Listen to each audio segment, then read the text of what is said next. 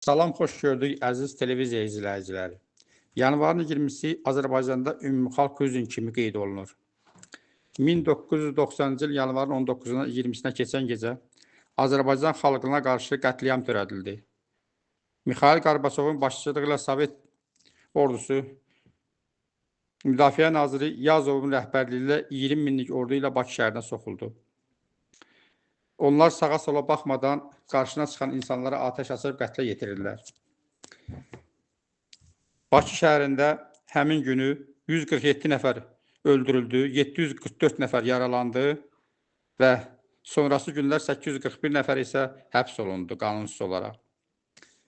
20 yanvar faciəsi xalqımızın yaddaşında hüzn və kədər, qürur və qəhrəmanlıq səhifəsi kimi qalıb. 1990-cı il yanvarın 19-dan 20-sinə keçən gecə şəhidlərin qanı ilə Azərbaycanda yeni tarix yazıldı. Həmin hadisə xalqımızın qəhrəmanlıq dastanı ən parlaq səhifəsi kimi tarixə daxil oldu. Dövlətimiz müstəqilliyin bərpası, azadlığımız üçün ilk növbədə 20 yanvar şəhidlərinə borcludur.